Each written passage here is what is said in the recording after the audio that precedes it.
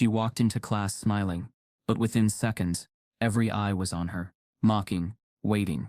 The professor handed her the chalk, daring her to solve the impossible problem. Whispers hissed. She doesn't belong here. Her hands shook.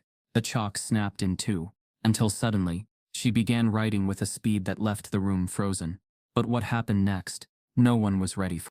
Before we deep dive into this interesting story, subscribe to our channel, and tell us where are you watching from.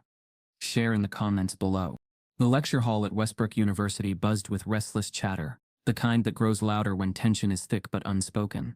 The calculus professor, Dr. Ellison, paced at the front with a smugness Naomi Carter had noticed many times before. He was one of those professors who didn't just teach math. He weaponized it, turning equations into tools for intimidation. Naomi sat near the back, notebook open, pen poised, trying to ignore the weight of eyes that too often found her. She was one of only 2 black women in the entire advanced calculus course, and the stares reminded her of it daily. Some were curious, some hostile, others dismissive, as though her presence was an anomaly that required explanation. Dr. Ellison tapped the board with his marker, his tone sharp. "This problem," he announced, scrawling an equation that stretched nearly corner to corner, "is one that even graduate students struggle with. But, let's have some fun today." The word fun rolled off his tongue like a dare, not an invitation. Naomi felt her stomach tighten. She had seen this before, his way of singling someone out, creating a spectacle. She prayed silently that he wouldn't call her name. But then a voice from the front row pierced the air. Tyler Briggs, the golden-haired son of a wealthy donor, leaned back in his chair, smirking. "Why don't we let Naomi try? I mean, she always looks so confident taking notes. Let's see if it's real." Laughter rippled through the room, light at first, then louder as others joined in. Naomi's chest tightened. She lowered her gaze to her notebook, hoping the moment might pass. But Dr. Ellison didn't stop it. He smiled faintly, like a man amused by a cruel joke. "Well, Naomi," he said, gesturing toward the board, "why don't you show us?" The room erupted again. Some gasps, some cheers, some whispers. Naomi froze, her heart pounding so hard she thought it might echo through the rows of seats. She wanted to refuse, to sink into the chair and disappear, but she knew refusing would only confirm their narrative, that she didn't belong. Slowly she rose, her legs stiff, her palms damp. The walk to the front felt like a gauntlet, every step heavier than the last. Snickers followed her. Someone muttered, just loud enough for her to catch, "This'll be good." When she reached the board, the equation loomed larger than she imagined. Partial derivatives, limits nested inside integrals, a nightmare meant to break even the best students. Her throat tightened. Dr. Ellison leaned against his desk, arms folded. "No pressure," he said, voice dripping with false kindness. "Just show us what you've got." She took the chalk in her hand. It felt foreign, slippery against her sweaty palm. Behind her, whispers darted like arrows. "Bet she doesn't even know where to start. Why'd she even take this class?" Probably thought it'd be easy credits. The cruelty stung more than the equation itself. Each word was a reminder of what she had known since freshman year. She was not just solving math, she was solving doubt. She was defending her right to be in that room. She glanced briefly at the students seated around Tyler, their smirks wide and expectant. They weren't here to learn, they were here to see her fail. And worse, Dr. Ellison had handed them the stage. A memory flashed. Her grandmother's voice from years ago. "When they laugh at you, baby, remember your brilliance is louder than their noise." Naomi's grip on the chalk steadied. The board was silent now, waiting. She inhaled deeply, blocking out the whispers, the professor's expectant gaze, the smug chuckles. Her mind, trained from years of study and countless nights hunched over textbooks, began to see through the clutter of symbols. One by one, the patterns revealed themselves, the symmetry in the derivatives, the simplification hidden beneath layers of intimidation. The room leaned forward, still expecting disaster, but Naomi no longer heard them. Something inside her shifted, fierce and unstoppable. She set the chalk against the board and began to write with breathtaking speed. The first line of her solution emerges clean, confident, and precise, silencing the room in stunned disbelief. The chalk moved across the blackboard with a rhythm that seemed almost impossible. Naomi's hand, steady now, flowed with precision, each symbol falling into place like a carefully rehearsed performance. At first the students laughed, some still snickering, waiting for her to collapse under the weight of the problem. But as the first few lines of her solution unfolded without error, the sound of their mockery faltered. Naomi didn't turn around. She didn't need to. She could feel the shift in the room. The air grew taut, whispers cutting off mid-sentence. The kind of silence that follows when an audience realizes they may have underestimated the performer standing before them. Dr. Ellison, seated casually against his desk only minutes before, straightened slowly. His smile faded. His eyes narrowed, not in approval, but in calculation, as though he were watching something he did not intend to witness. Line after line, Naomi carved clarity into the board. Each mark dismantled the assumptions that had dragged her forward. She wasn't just solving the problem, she was unmasking the cruelty of the challenge itself. At one point, Tyler Briggs leaned forward in his chair, muttering under his breath, "No way she's getting this right. She's just writing fast, to look smart." But the student sitting next to him shook his head, whispering back, "She's not faking it, man. Look at the steps. She's actually solving it." Naomi heard none of it. For the first time since she had entered that classroom, she felt the quiet power of being fully herself. Not the student marked as different, not the young woman measured against stereotypes she never asked for, just Naomi Carter, the mathematician who had studied until her eyes burned, who had found joy in unraveling the very puzzles others feared. A faint gasp rippled across the room as she reached a midpoint no one expected her to cross. She paused for a brief second, adjusted her grip on the chalk, then pressed forward, unraveling each layer with confidence. Dr. Ellison finally spoke, his voice louder than necessary, perhaps to reassert control. "Interesting approach," he said, though his tone carried a nervous edge. "But, are you sure that's the right substitution method?" Naomi didn't answer. She didn't even glance his way. She simply kept writing, the chalk scraping a steady rhythm. Her silence said more than words. She didn't need his validation. By the time she reached the solution, the room had changed entirely. The students who had once leaned back in their seats with folded arms now leaned forward, captivated, almost unwilling to blink. The laughter was gone, replaced by stunned disbelief. Naomi placed the final answer at the bottom of the board, underlining it with a quiet flourish. Then she stepped back, chalk still in hand, breathing hard but steady. A hush fell so heavy, it was almost suffocating. One girl in the front whispered, barely audible, "She actually solved it." The professor didn't move. His face was pale.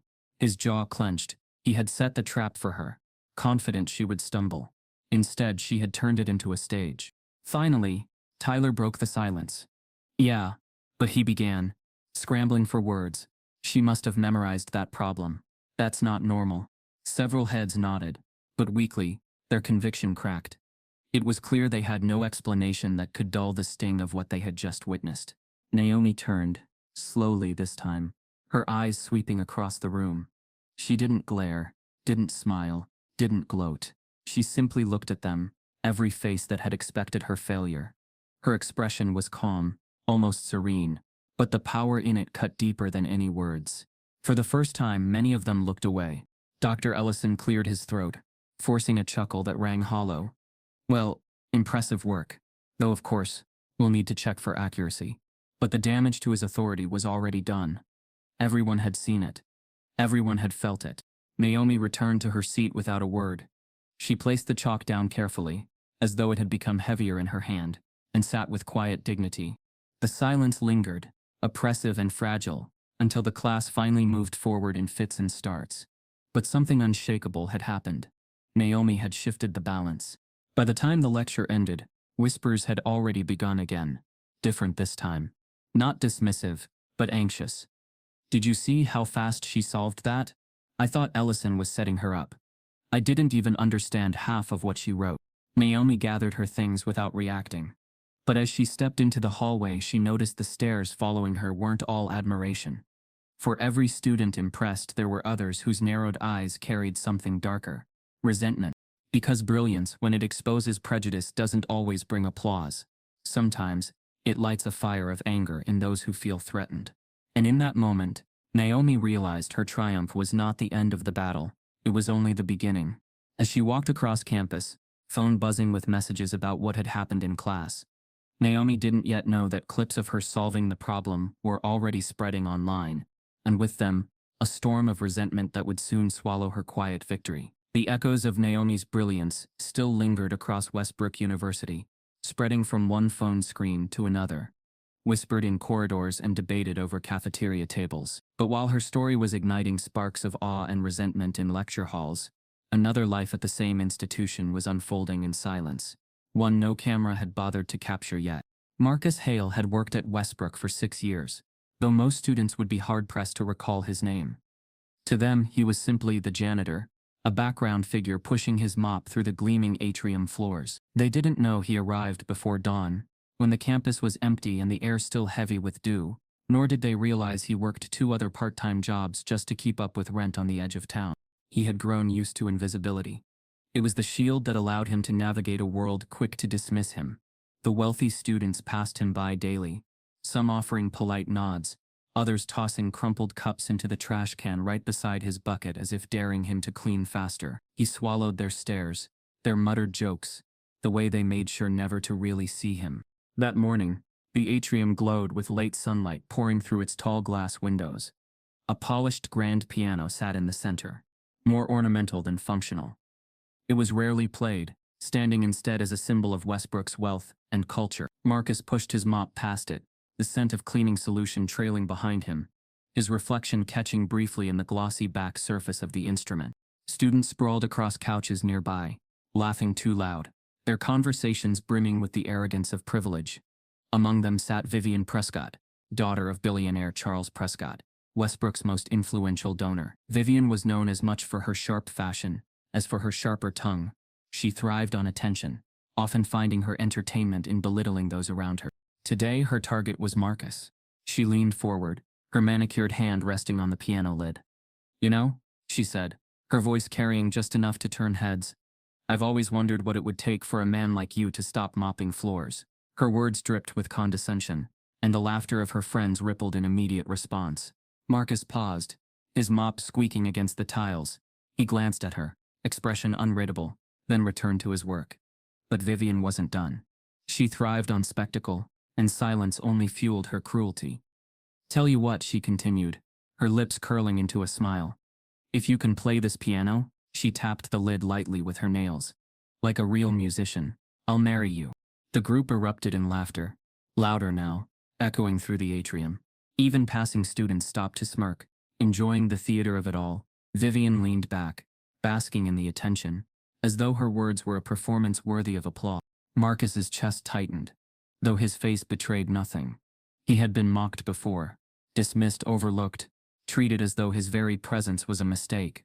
But this cut deeper, not because of Vivian's words alone, but because of what they represented, the unchecked arrogance of privilege, the kind that turned human beings into punchlines. One of Vivian's friends added with a grin, "Come on, Marcus. Prove her wrong. Show us what you've got." Marcus kept his eyes on the floor, mop gliding over tiles that sparkled under his careful strokes. Years of practice had taught him how to absorb humiliation quietly, how to avoid escalating the cruelty of others. But inside, something stirred.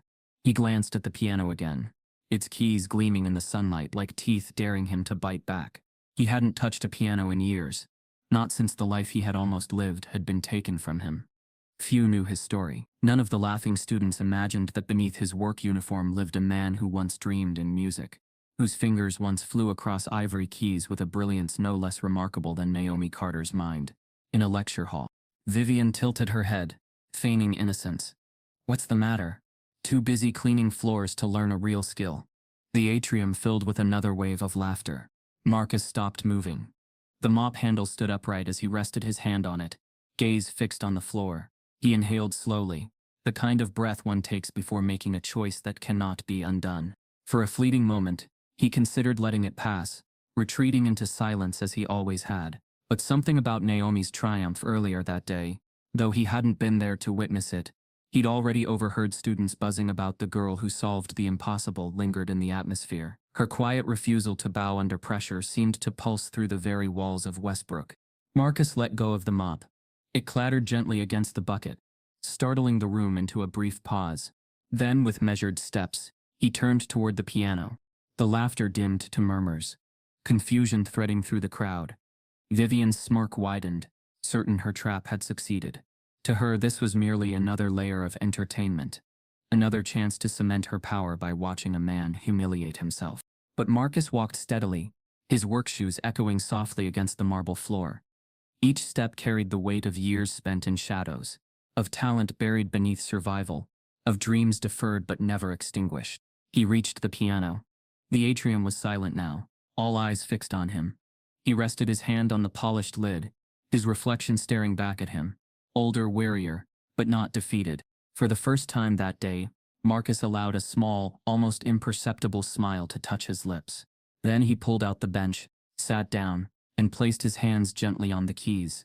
The crowd held its breath as Marcus's fingers hovered, the janitor poised not to clean but to play. The atrium, once buzzing with cruel laughter, held a silence so thick it could be cut with a blade. Marcus's hands hovered over the keys, as if he were waiting for permission from the piano itself. His back was straight, his eyes lowered, and his breath steady. To the students watching, he was still the janitor, still the man who carried mop water and polished the marble beneath their feet. But to Marcus, at that very moment, he was once again the boy who used to stay up until dawn at his grandmother's upright piano, pouring his heart into notes no one else cared to hear. The first sound came like a whisper. His fingers pressed lightly, almost testing, coaxing a tender chord that floated across the atrium. Heads tilted, expressions shifted. Then, without hesitation, he launched into a cascade of notes, fluid, commanding, alive. The laughter that had filled the room minutes earlier evaporated.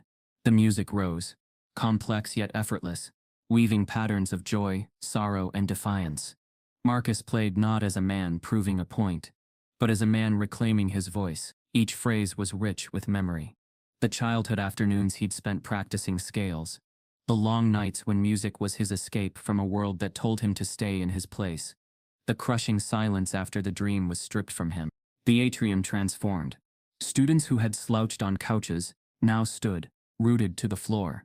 Even those who had joined Vivian's mockery, just moments ago, leaned forward with parted lips, unable to comprehend what they were hearing. The music filled every corner, bouncing against the high glass ceiling, wrapping around pillars, and spilling through open doorways into the hallways beyond. Vivian Prescott sat frozen, her arms crossed tightly now, the smirk long gone.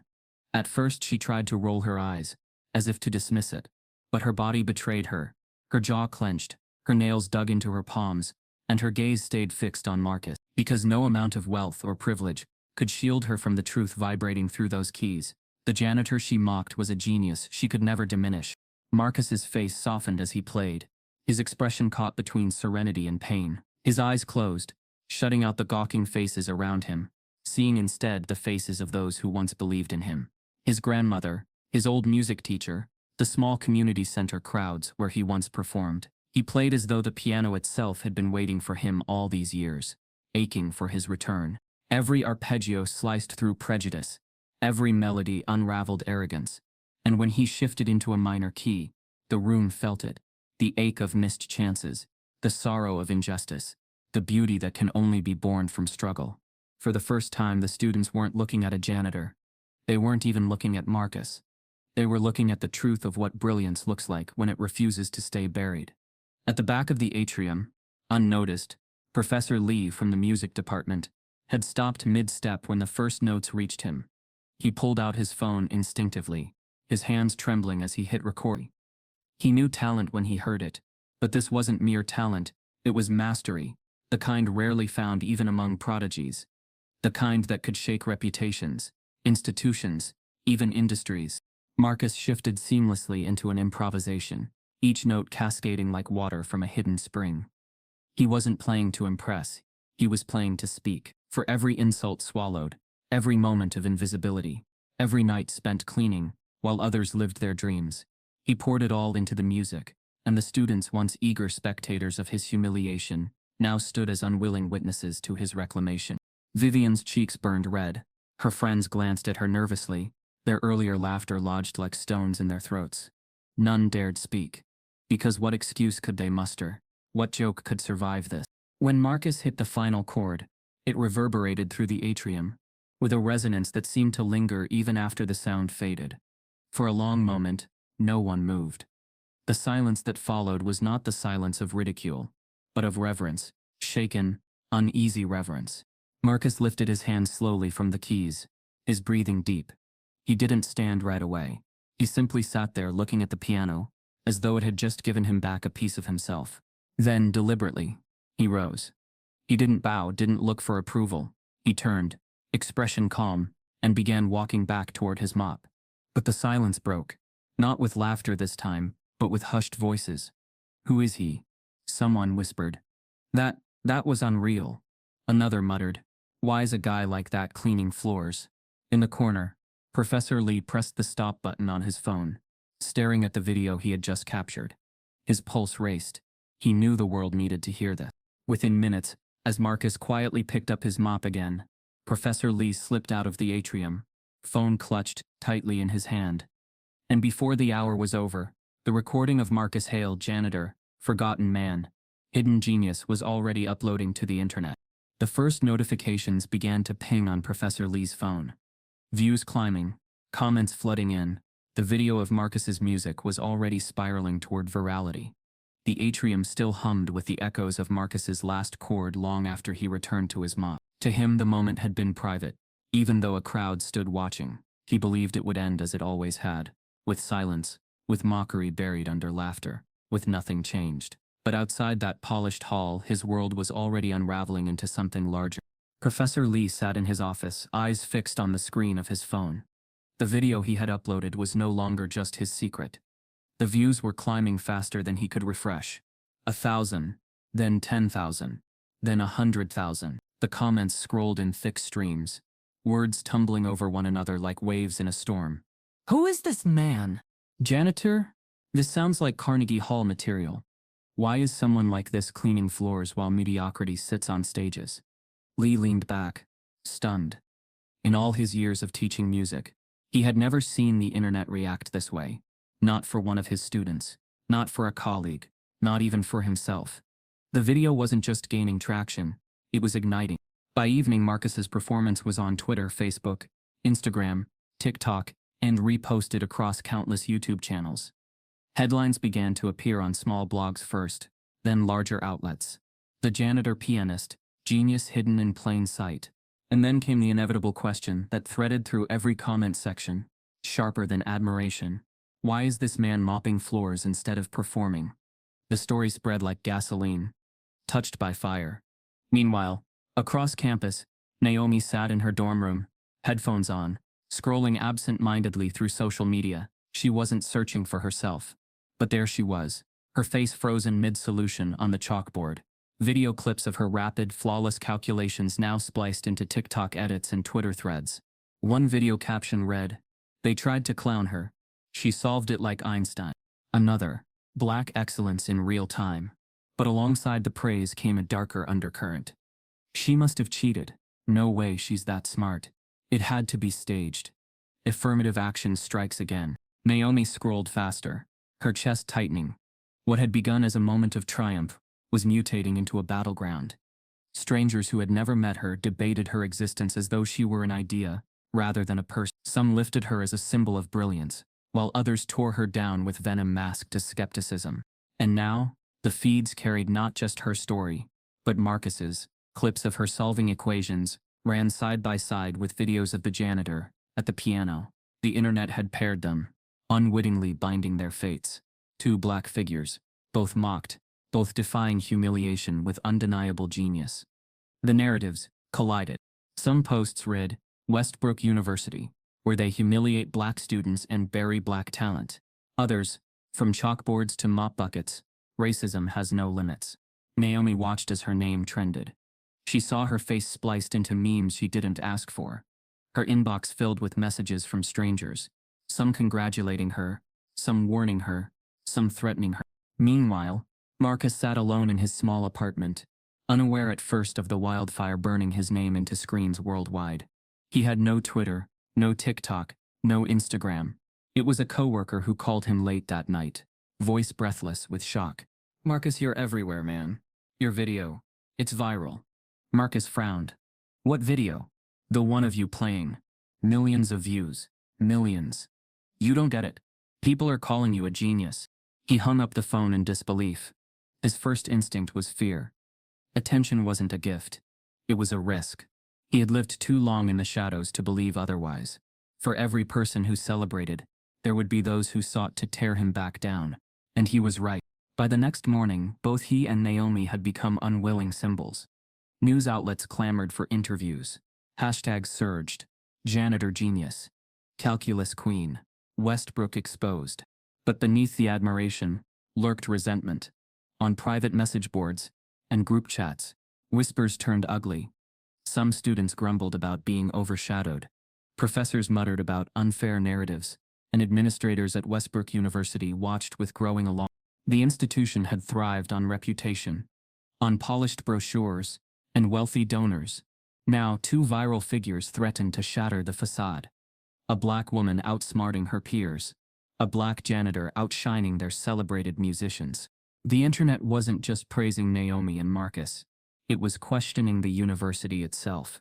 Why are geniuses hidden until mocked? One viral tweet asked, why do they only shine when forced to defend themselves? By noon, university officials gathered in a closed-door meeting. Screens lit the boardroom walls with clips of Naomi at the chalkboard and Marcus at the piano. Their faces were now inescapable. One administrator rubbed his temples. This is out of control. Donors are already calling, asking what's going on. Another muttered, we need to control the narrative before it destroys us. But as they plotted in hushed tones, outside the walls of that room, the world was already writing its own story. Emails began pouring into the university's press office. Requests for comment, demands for accountability, calls for interviews. Westbrook had lost control, and Naomi and Marcus were at the eye of a storm neither had asked for. The storm outside the university walls was deafening. Headlines, hashtags, and endless debates. But inside Westbrook's campus, the sound was different. It wasn't applause. It wasn't admiration. It was a simmering hostility, the kind that hides behind smiles and lingers in whispers, until it sharpens into something more dangerous. Naomi felt it first. The morning after her video exploded online, she walked into calculus class with a tightness in her chest. Conversations hushed as she entered.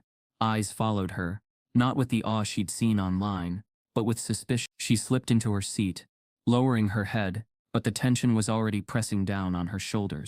After class, she overheard it clearly. Tyler Briggs's voice, low but dripping with resentment.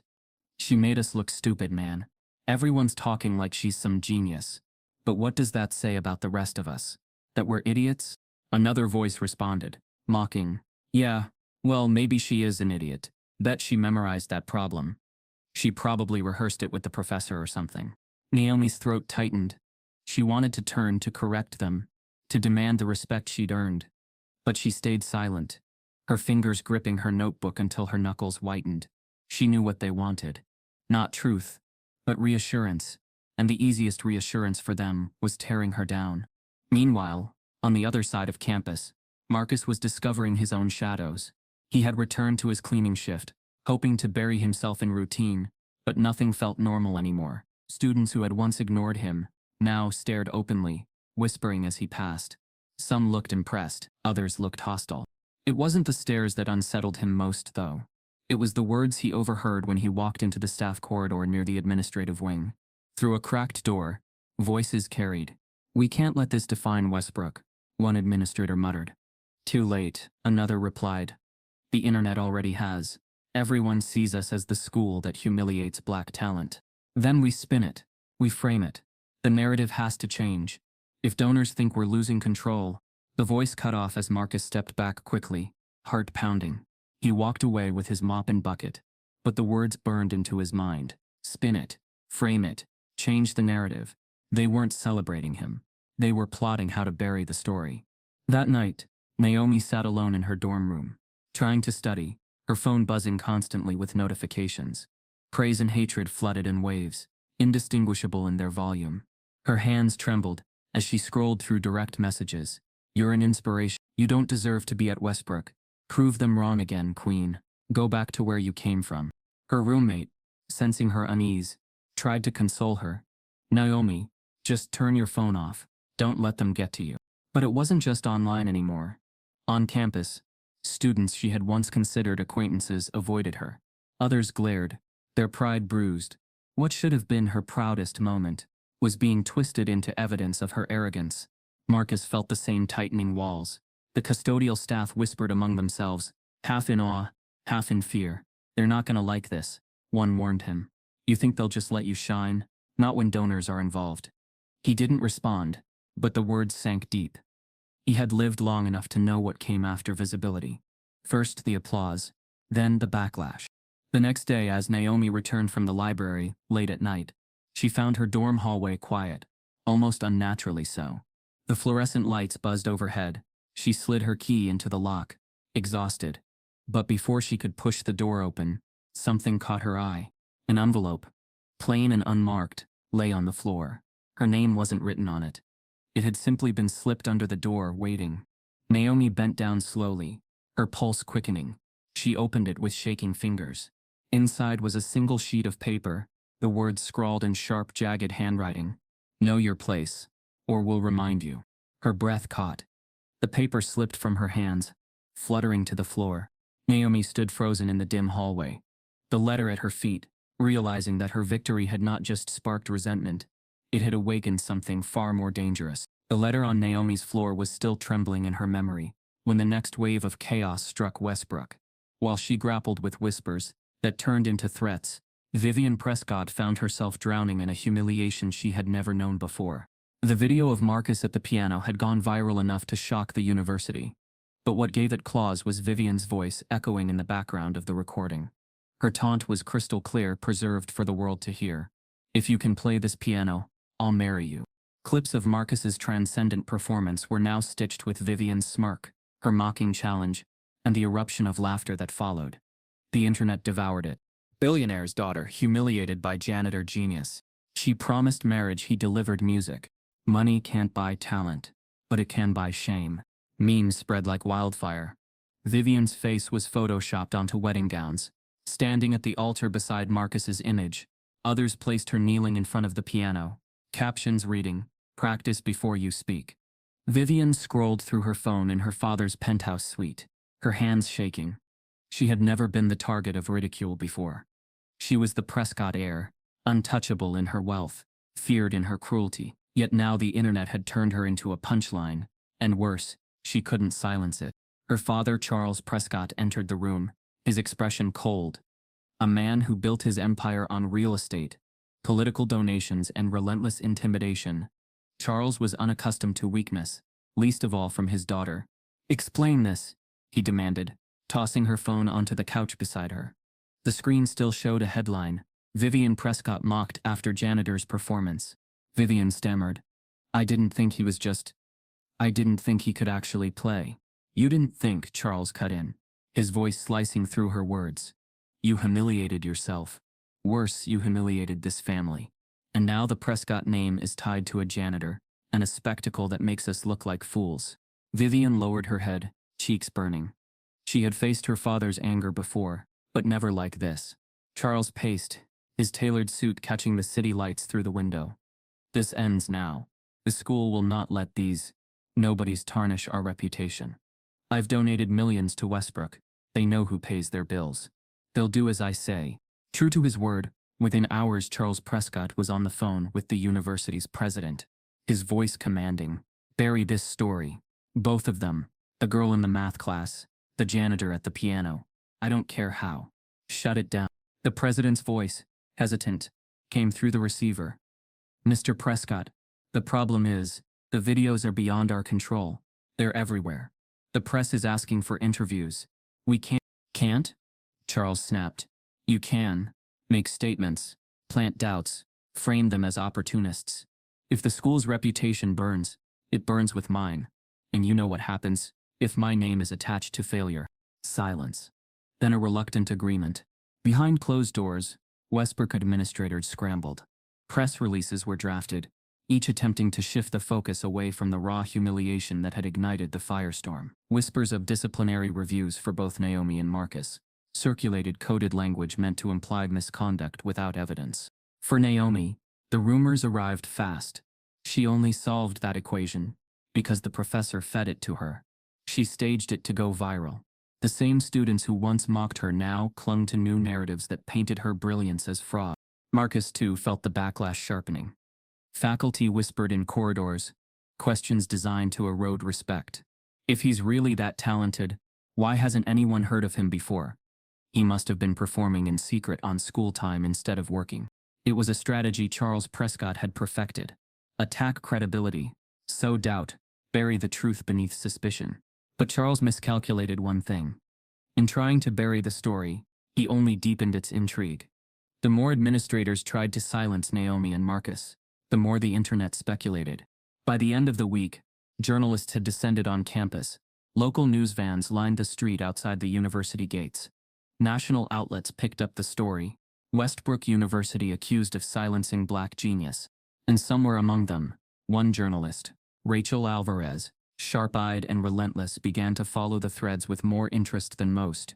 She wasn't satisfied with sound bites or viral clips. She wanted the truth beneath the spectacle. She listened closely to whispers about Charles Prescott's call to the president. She collected quotes from faculty who spoke only off the record. And she filed requests for documents the university preferred to keep hidden. Rachel had seen power try to smother stories before, and she knew from experience. The harder someone tried to silence the truth, the louder it needed to be told. Sitting in her cluttered newsroom, Rachel clicked open a blank document, her fingers poised above the keys. She had one thought pulsing in her mind. What if this isn't just about humiliation? What if this is about decades of buried injustice tied directly to the Prescott name? Rachel Alvarez was not the only one piecing things together. On campus, fate was pulling Naomi and Marcus toward each other, though neither yet knew how their stories would intertwine. Naomi's life had become a blur of cameras, stares, and whispers. Each step through the courtyard felt like stepping into a trial, admiring eyes on one side, hostile glares on the other. The anonymous threat letter haunted her nights. She kept it tucked in a notebook. The jagged handwriting burned into her mind. Yet even through fear, her defiance grew. She refused to shrink. Marcus, meanwhile, moved like a shadow. After his performance went viral, he tried to retreat back into routine. Mop, bucket, silent shifts. But invisibility no longer obeyed him. Students watched him differently now. Some with awe, some with jealousy, others with thinly veiled contempt. He overheard them everywhere. Why is he still cleaning? Bet the video was fake. He's probably milking it for attention. The university's silence didn't protect them. It weaponized suspicion. Naomi and Marcus were being turned into stories instead of people, symbols instead of flesh. One evening, Naomi left the library late, exhaustion written across her face. She crossed the atrium, its glass walls glowing under moonlight.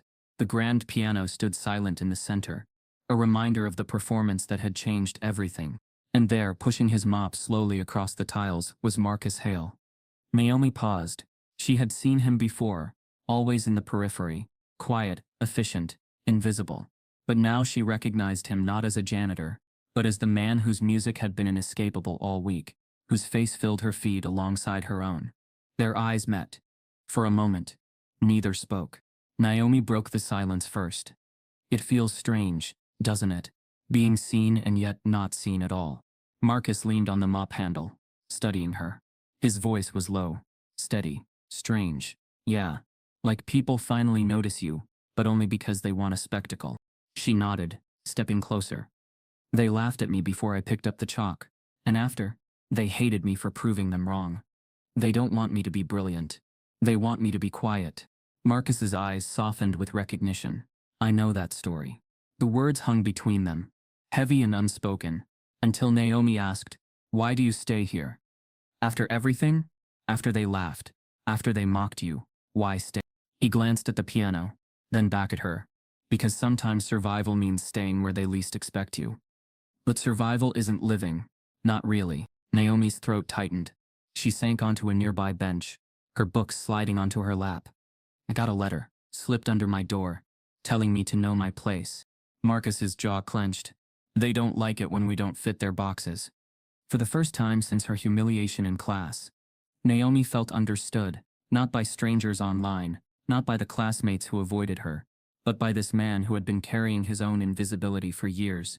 They talked for hours, their voices hushed but steady. Naomi shared her childhood, the late nights studying by lamplight, the teachers who doubted her, the way her mother always said, You'll have to be twice as good to get half the respect. Marcus spoke of silence, of burying his talent under years of labor, of how music lived in him even when he tried to kill it.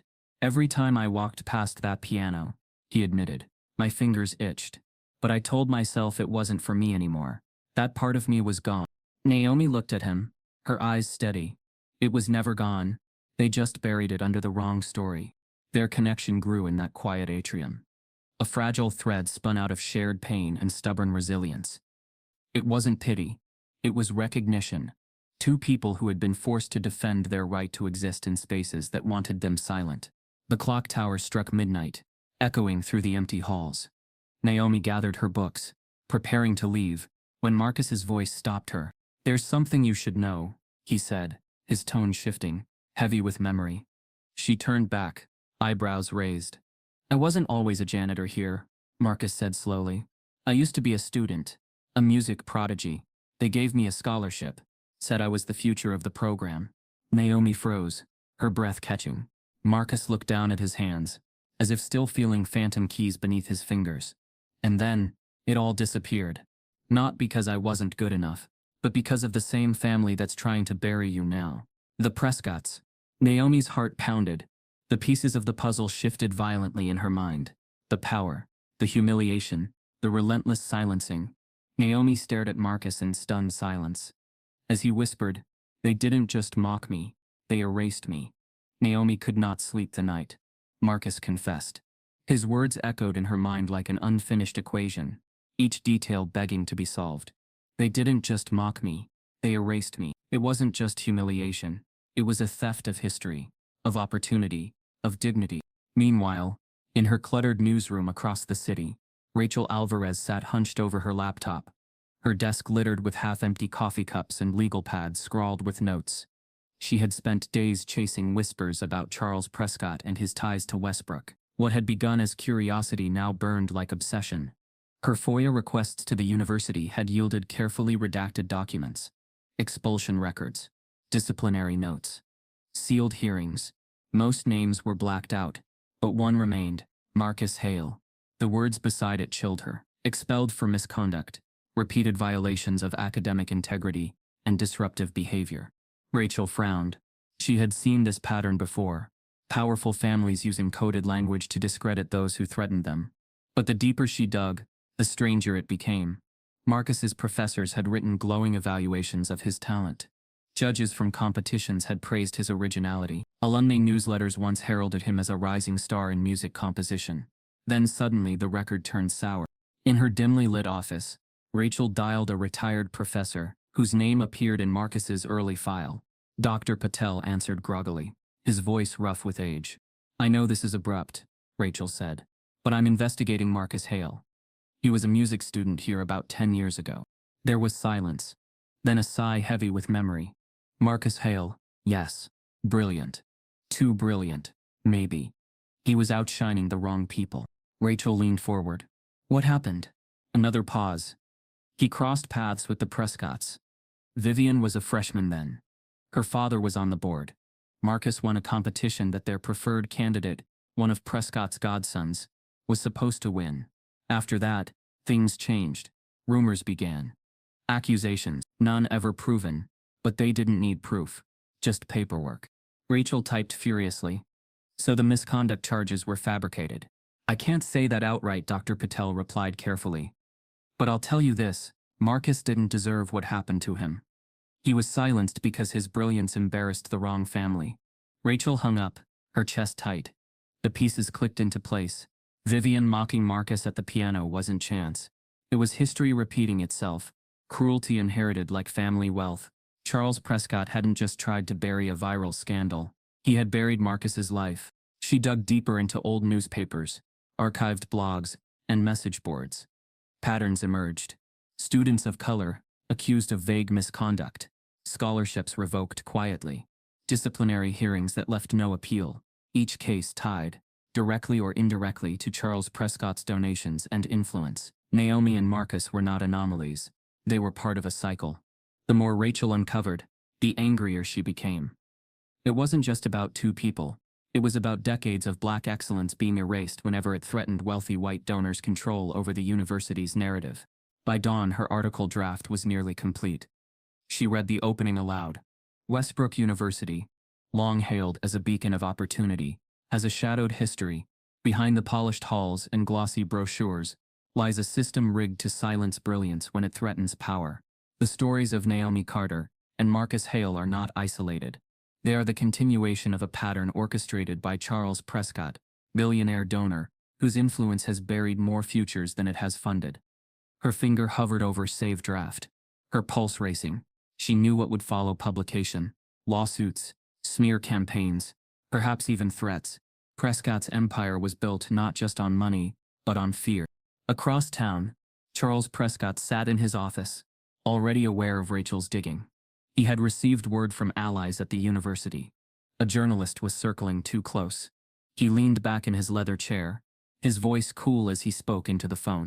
"Find out who's talking to her," he instructed, "and make sure they regret it. If she publishes, we crush her. Her, the girl, the janitor, everyone. No exceptions." His assistant hesitated. "Sir, the story might be too big already." "Then we'll make them too scared to follow it," Charles snapped. Back in her newsroom, Rachel stared at her draft, unaware of the storm gathering around her. She pressed save, then whispered to herself, "The truth matters more than their threats." As Rachel prepared to publish, a notification flashed across her screen, an anonymous email warning: "Stop digging into the Prescotts, or you'll end up like Marcus Hale did." Rachel Alvarez's warning email had rattled her, but she pressed forward with her investigation. Meanwhile, on campus, Naomi and Marcus began to feel the invisible hands of power tightening around their lives. Not in open confrontation but in shadows, whispers and acts designed to unnerve. Naomi noticed it first when she returned to her dorm after a late study session. The whiteboard outside her door, once covered with doodles from friends, had been smeared with crude slurs. Someone had scrawled "Affirmative Action Queen" across it in red marker. The words clung to her like a bruise. She wiped them away with trembling hands, forcing herself not to cry in the hallway where anyone might see. The next morning, she walked into class to find her desk covered in papers, anonymous printouts of online forums, where strangers debated her intelligence, some insisting she was a plant, others claiming her solution had been faked. At the top of one printout, someone had written in thick black ink, "We see." Marcus's harassment was quieter, but no less menacing. His locker in the custodial supply closet was forced open one night, his work uniform shredded inside. The next day, when he walked across campus with his mop and bucket, two students muttered loud enough for him to hear, "Guess playing piano won't save him when he gets fired." But the most chilling threat came from inside the administration itself. Marcus was called into a meeting with the head of facilities. The man leaned back in his chair, speaking in that careful, measured tone people use when delivering warnings without taking responsibility for them. "Marcus," he said, "there's been concern. Some higher-ups think you're becoming a distraction. They're worried this media attention could reflect poorly on the university. Maybe it'd be best if you kept a lower profile for a while." Marcus stared at him. "A lower profile? I didn't ask for this attention. They mocked me. I played and someone else filmed it. That's not my fault." The administrator gave a thin smile. "Doesn't matter whose fault it is. What matters is the donors are nervous. And nervous donors aren't generous donors." Marcus left the meeting with a weight pressing down on his chest. It was the same old message he had been fed his whole life. Don't make noise. Don't stand out. Know your place. Naomi received her own warning, cloaked in politeness. Her academic advisor asked to meet, ushering her into an office lined with bookshelves and plaques. "Naomi," the advisor began with forced warmth, "you've had quite the spotlight lately, but I worry you might be putting too much pressure on yourself. Maybe consider dropping down to a lighter course load. Focus on something less intense than advanced calculus." Naomi's jaw tightened. "Are you suggesting I don't belong in this class?" "Of course not," the advisor said quickly, though his smile faltered. "I'm only saying, why invite more scrutiny than you need? It might be easier for everyone if you—" Naomi stood before he could finish. "Easier for who? You? Or me?" She walked out, her heart pounding, her legs shaking. The message was clear. Like Marcus, she was being told in the softest, most professional tones to shrink. As the days passed, the intimidation grew bolder. Naomi's phone buzzed with anonymous calls at night. When she answered, silence met her. Then a click. Marcus found his custodial cart vandalized. Cleaning supplies dumped across the floor. A single note left in the mess. Stay in your lane. The two found themselves meeting more often in the atrium, drawn together by the invisible pressure closing in on them. They shared fragments of their fears in hushed voices, their bond growing stronger with each confession. One night, Naomi returned from a late-night session at the library. Her dorm hallway was dark, unusually so, the overhead lights flickering faintly. She unlocked her door and stepped inside, relief washing over her, until she noticed her desk. Her calculus notebook, the one she carried everywhere, lay ripped apart, pages strewn across the floor like feathers after a storm. Her notes, the careful equations she had written over weeks, were torn, shredded into useless scraps. At the center of the pile, one page stood out, not torn but marked. Across it, in thick, jagged letters written in black ink, were the words, "Stop proving us wrong." Naomi's breath caught in her throat. Her hands shook as she picked up the page, the ink smearing under her fingertips. The room felt colder than before, the silence pressing in.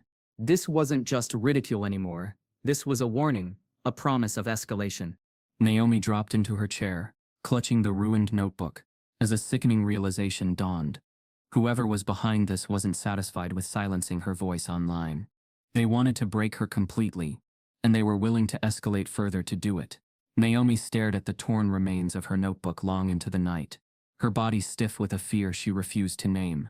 She had told Marcus about the letter before, but this was different. This was personal, invasive, calculated to remind her that she was never safe. Not in her dorm, not in her own skin. Marcus found her the next morning, in the atrium, her hands trembling as she retold the discovery. He listened quietly, his face shadowed with anger, though his voice remained calm. "They want you rattled," he said. "They want you second-guessing yourself. That's how power works. It doesn't always shout. Sometimes it just whispers until you believe the lie." Naomi shook her head. What if it doesn't stop? What if they keep coming until her words faltered? "Then we don't stop either," Marcus replied firmly. "That's the only answer." But as the two grew stronger in solidarity, Westbrook University moved to seize control of the narrative. Behind closed doors, administrators debated strategy. The Prescott family's pressure was unrelenting, demanding that Naomi and Marcus be framed, not as symbols of resilience, but as anomalies to be dismissed. Finally, the university president announced the solution: a talent and knowledge showcase. The glossy flyers appeared across campus overnight. An evening of excellence at Westbrook, showcasing the best and brightest. It would be a public event, streamed live, attended by wealthy donors and alumni. Students would compete in academic challenges and artistic performances. On the surface, it seemed like celebration, but Naomi and Marcus both knew what it really was. Naomi read the flyer in the library, her stomach sinking. "They're putting us on display," she muttered. "Like exhibits." Marcus, standing beside her, scanned the text. "Not just on display, against their favorites. Look at the names. Tyler Briggs in academics, Vivian Prescott in music. They're making this into a stage show to prove us small." The trap was clear: force them to perform, and if they stumbled, even slightly, it would justify every whisper that they didn't belong. The night of the showcase, the auditorium brimmed with wealth. Donors in tailored suits, alumni in pearls, professors with stiff smiles. The banners read "Celebrating Excellence," but the undercurrent was more sinister, an unspoken promise to reassert control. Backstage, Naomi adjusted her blouse, her hands clammy. She could hear the muffled hum of the audience, their laughter, their anticipation. She looked at Marcus, who sat silently on a bench, eyes closed, hands resting on his knee. "They want us to fail," she whispered. "They need us to fail," Marcus corrected, opening his eyes. "But that doesn't mean we will." Naomi swallowed hard. What if it's not enough? What if even when we do everything right, they still twist it? Marcus leaned closer, his voice steady, grounding her. "Then we don't just perform, we show them something they can't twist. Something undeniable." The curtain call approached. Naomi's heart pounded as her name was announced first. She stepped out into blinding lights, the audience murmuring at the sight of her. The moderator explained that she would solve advanced problems live, head-to-head with Tyler Briggs, who strutted onto the stage with arrogant confidence. "Ready to defend your genius, Naomi?" Tyler smirked as he took his place at the chalkboard beside her. Naomi didn't answer. She picked up the chalk, steadying her breath. From backstage, Marcus watched, his chest tight. He knew her every step would be scrutinized, not just for correctness, but for the way she held herself, the way she breathed, the way she existed. When it was his turn, Marcus would face Vivian Prescott, seated primely at the grand piano with her designer dress shimmering under the lights. She smirked at the audience, as if already savoring her revenge. Marcus sat backstage, listening to the applause swell as Vivian played her rehearsed piece, flawless but hollow, every note like crystal glass, clear, expensive and soulless. And then his name was called. He rose, walked to the piano, and took his seat. The lights glared hot. The crowd buzzed expectantly. He glanced across the stage, where Naomi was finishing her final equation, her chalk moving with precision. She turned, met his eyes, and for a fleeting second, they shared something unspoken. It wasn't fear. It was defiance.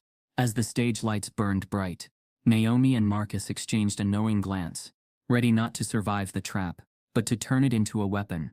The air in the auditorium had turned electric, charged with expectation and skepticism. Donors leaned forward in velvet seats, champagne glasses glinting in their hands. Professors whispered behind folded programs. The showcase, advertised as a celebration, now felt more like a tribunal.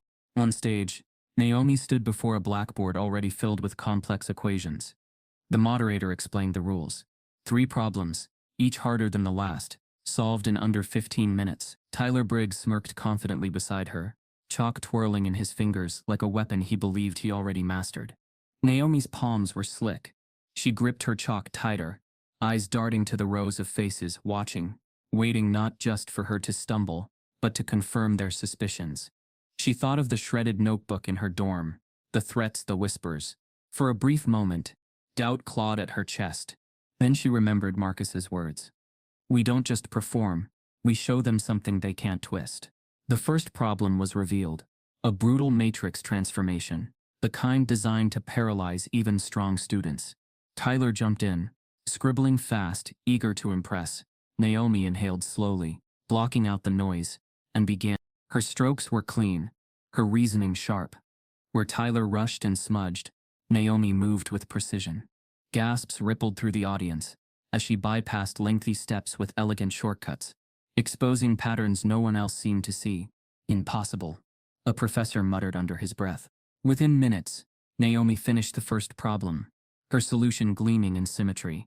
Tyler was still tangled in calculations, his confidence slipping into frustration. By the time the second and third problems flashed on the board, nested integrals and an unsolvable appearing sequence, Naomi was already ahead, chalk clicking like steady rainfall. She didn't just solve, she revealed. Each line unfolded clarity, stripping the problem bare in front of everyone. When she placed her final underline, the auditorium erupted, not with polite applause but with stunned disbelief. Tyler dropped his chalk, face burning. His supporters in the front row sat rigid, their forced smiles betraying anger. The moderator's voice cracked as he announced, Naomi Carter, complete solutions, flawless under time. Naomi stepped back, chest heaving, but her face calm. She turned her gaze to the crowd, no longer avoiding their eyes. She didn't smile, didn't gloat, just stood in the truth of her brilliance. And then it was Marcus's turn. Vivian Prescott rose from the piano bench with practiced elegance, her sequined gown catching the light. She bowed, smirked and began. Her fingers struck the keys with crisp accuracy, the kind drilled into her by tutors since childhood. It was impressive, polished, technical, soulless. The audience clapped politely when she finished, more for her name than her music. Vivian curtsied, her chin lifted as if victory was inevitable. Marcus walked to the piano, his uniform plain, his shoes squeaking faintly on the polished floor.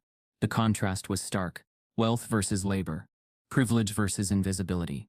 The audience leaned in, some with curiosity, others with disdain. He sat, placed his hands gently on the keys, and closed his eyes.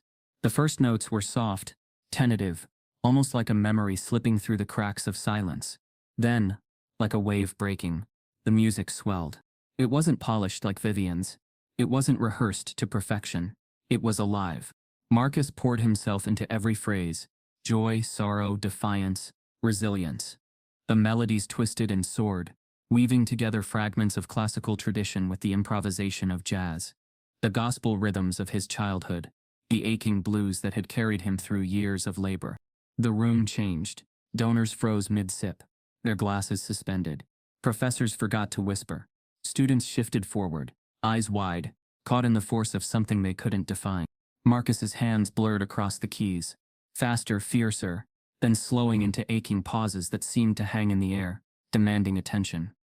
His music was not entertainment, it was testimony. Vivian's smirk evaporated. Her face hardened into panic, then fury. She knew in that moment she had been eclipsed, not by another wealthy peer but by the man she had mocked as a janitor. When Marcus struck the final chord, it reverberated like thunder, shaking the auditorium into silence. For a long, breathless moment, no one moved. Then, applause exploded. It rolled like a wave, rising to cheers, whistles, shouts. Some leapt to their feet. The same donors who had arrived skeptical now clapped until their palms ached, unable to contain awe. Naomi, standing at the edge of the stage, felt tears prick her eyes. For once, the applause was undeniable. For once, the truth was too loud to ignore. But not everyone celebrated. At the back of the hall, Charles Prescott rose from his seat, his face twisted in fury. The applause felt like an insult, a rebellion, his daughter humiliated, his family name mocked, his control over Westbrook cracking in public view. He stormed toward the stage, his voice booming. Enough of this circus. This ends now. The crowd hushed, shock rippling through the room. Charles Prescott mounted the steps, rage burning in his eyes, determined to shut it down before Marcus or Naomi could bask in their triumph. The applause that had filled the auditorium fractured into uneasy murmurs as Charles Prescott stormed the stage. His polished shoes clapped angrily against the wood, his expensive suit straining against the force of his movements. He wasn't a man used to being challenged, least of all in public. Enough of this, he thundered, pointing an accusatory finger at Marcus. This spectacle ends now. You think this is talent? You think this is excellence? This is a mockery of Westbrook, a disgrace to everything this institution stands for. Gasps rippled through the crowd. Donors exchanged nervous glances. Some professors looked away, while others sat rigid, torn between fear of Prescott's power and the truth they had just witnessed. Marcus remained seated at the piano, his hands still resting on the keys, his expression unreadable. He didn't rise, didn't argue.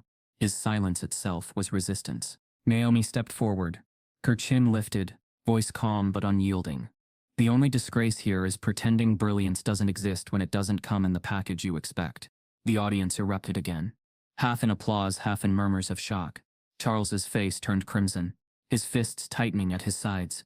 And then, just as the tension peaked, the event took a turn no one expected. Phones buzzed in the audience. Screens lit up. A wave of whispers rolled through the room like a current. Rachel Alvarez's article had gone live.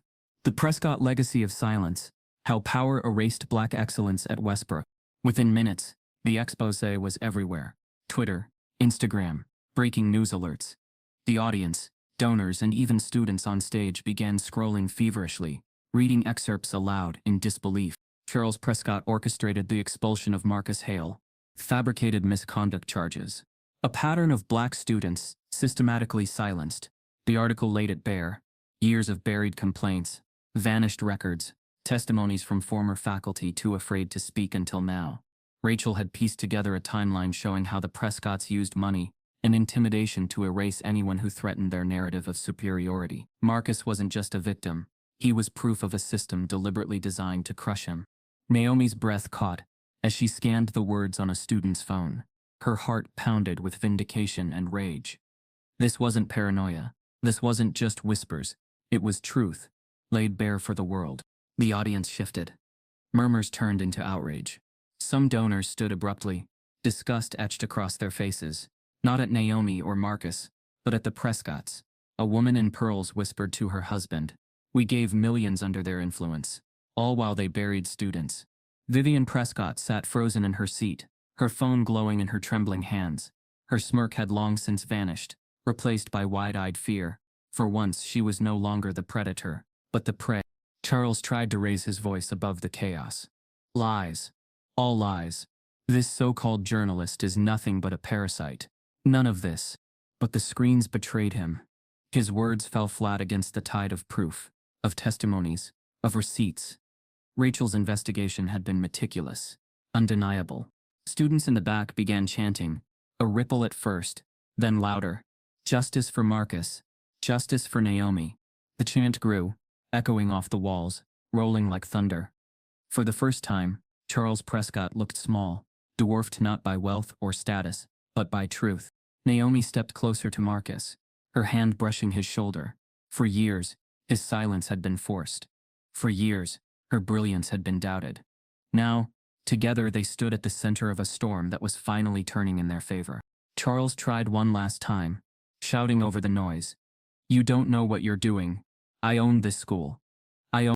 The doors at the back of the auditorium burst open. Police officers entered, their radios crackling, their steps purposeful. The chants died down into stunned silence. All eyes turned as the officers moved through the aisle. Naomi's stomach clenched. For a sickening moment she thought they had come for Marcus. For her, that this was another twist in the cycle of punishment. But then the lead officer's voice rang clear. Charles Prescott, you need to come with us. The auditorium gasped, as Charles froze mid-step, his face contorting with disbelief. You can't be serious. Do you know who I am? The officer's reply was firm, almost cold. We do. That's exactly why we're here. Vivian leapt to her feet, panic breaking across her face. You can't take him. He's Prescott. But it was too late. The officers closed in, their presence undeniable. Charles tried to resist, tried to bark orders, but the tide had turned. He was no longer the untouchable billionaire. He was a man cornered, dragged into the light. The crowd erupted, not in applause but in a stunned, cathartic roar. Phones recorded from every angle. The story wasn't just on the internet anymore.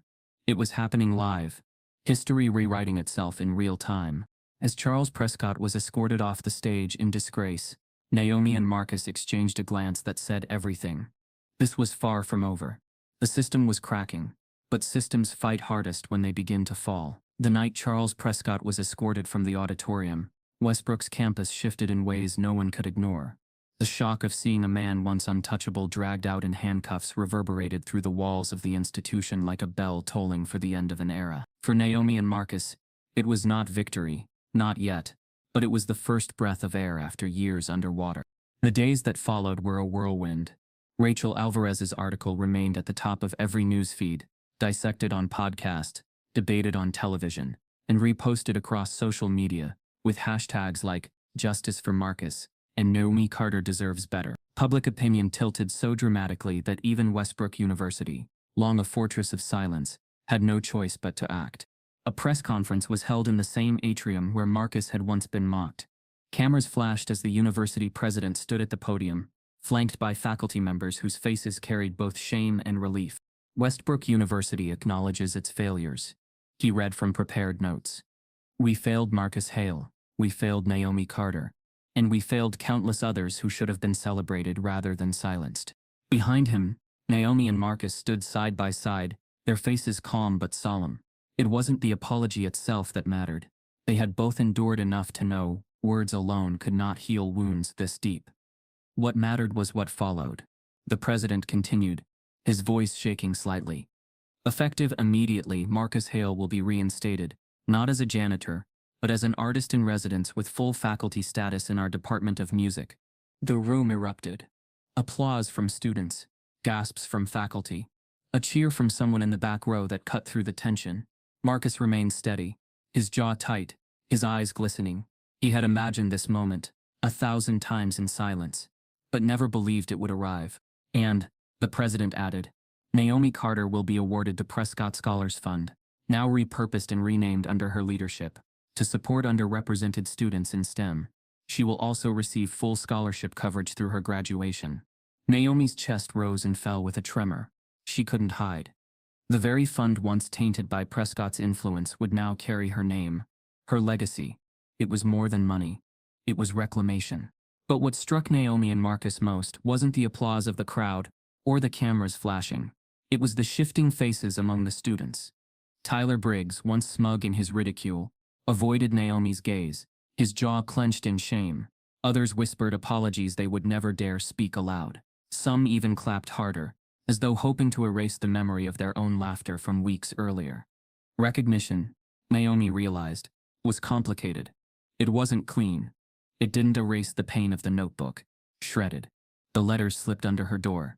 It didn't give Marcus back the years stolen from him. But it was a start, a public acknowledgement that the lies told about them could no longer hold. In the weeks that followed, Marcus began teaching in classrooms instead of cleaning them. His first lecture drew a crowd larger than expected, students eager to learn not just technique, but the resilience threaded into his music. Naomi, too, found herself at the center of invitations. Panels on women in STEM, features in magazines that once ignored her existence. Yet with recognition came an unease. Both knew that admiration could turn fickle. Today's praise could become tomorrow's resentment. Perseverance meant not just surviving humiliation, but navigating the spotlight without losing themselves. When the university announced a celebratory concert to honor Marcus's reinstatement, Naomi insisted on attending. "This isn't just about you," she told him quietly. "It's about us. About proving that no matter what they tried, we're still here." The auditorium filled once more, but the atmosphere was different now. There was no smug anticipation of failure, no whispered threats. Instead, the crowd buzzed with expectation, with curiosity, with respect. Marcus took the stage in a suit borrowed from a friend, his hands trembling only until they touched the keys. The music that flowed out was lighter than before, filled with hope without erasing sorrow. Naomi sat in the front row, her heart swelling as she realized she was not just hearing notes. She was hearing survival turned into sound. The audience rose in applause at the final chord, a standing ovation that seemed to stretch forever. For the first time, Marcus bowed, accepting their recognition not as validation but as justice. And then, just as the celebration reached its peak, the unexpected twist arrived. At the edge of the stage, moving hesitantly through the crowd, stood Vivian Prescott. Her once flawless composure was cracked, her steps unsure. Gone was the sequined gown and mocking smirk. She wore a simple dress, her makeup understated, her eyes red-rimmed as if she hadn't slept in days. The crowd hushed, whispers rippling like wind through tall grass. Vivian stopped just a few feet from the piano, her gaze fixed on Marcus. When she spoke, her voice was quiet, stripped of arrogance. "Marcus," she said, her words trembling, "I was wrong. I mocked you. I humiliated you. And I need to ask your forgiveness." The silence that followed was heavy, almost unbearable. Marcus stared at her, his expression unreadable, as the entire auditorium held its breath, waiting to see if forgiveness was even possible. The auditorium was a cathedral of silence after Vivian Prescott's trembling request. Every breath seemed held, every pair of eyes pinned to Marcus. For years he had lived beneath the shadow of her family's cruelty, his talent erased, his dignity mocked. Now the daughter of that legacy stood before him, stripped of arrogance, begging for something she had once denied him: humanity. Marcus did not answer right away. His fingers rested lightly on the piano keys, the final chord still echoing faintly in his bones. He studied Vivian, not the silk of her dress, not the faint shimmer of her jewelry, but the desperation etched in her face. When he finally spoke, his voice was calm, steady, but unyielding. "Forgiveness isn't a performance. It isn't something you demand in public to fix a headline. It's a journey, and I don't carry it for you, I carry it for myself." Vivian's eyes filled with tears. She nodded slowly, as if realizing that absolution could not be bought, not even with shame. She stepped back, her frame trembling, and the audience watched as the once proud Prescott heir melted into anonymity. Marcus turned back to the piano and pressed one final gentle chord, a note not of closure, but of release. From that night, the story of Naomi Carter and Marcus Hale traveled far beyond Westbrook's walls. Newspapers printed their faces on front pages. Documentaries called them symbols of resilience. But what mattered more than the world's gaze was the quiet transformation inside themselves. Naomi remembered the day she had first walked to the chalkboard, her hand trembling, the chalk breaking under her grip, as laughter echoed around her. That moment had burned into her like fire, convincing her she might never belong. Now, years later, she sat in her small apartment with a pen in hand, not chalk, not temporary dust that vanished with a wipe, but ink, permanent and undeniable. Across the front of the journal in her lap were the words, "Naomi Carter, published scholar." She smiled faintly, the memory no longer bitter but part of the foundation beneath her. What once felt like humiliation had become fuel. Marcus, too, carried his own transformation. Where once his nights were filled with the squeak of mop water and the burn of invisibility, now they were filled with stages, with grand halls that welcomed him not as a janitor but as a maestro. His performances blended classical rigor with improvisational fire, carrying the soul of his journey into every note. Audiences wept. Critics called him a genius reborn. But for Marcus, the truest victory wasn't the applause. It was knowing that the music he had nearly buried inside himself had survived, had refused to die. At a concert in New York, Naomi sat in the front row, her notebook resting on her lap, the two of them bound together still by the quiet alliance that had begun in an atrium years earlier. She listened as Marcus played, tears welling as the final chord soared into silence. Afterward, backstage, Naomi handed him a copy of her latest article, her name bold at the top. "We're both writing," she said softly. "You with sound, me with words, different languages. Same truth." Marcus smiled, his hand brushing the cover, and both impossible to erase now.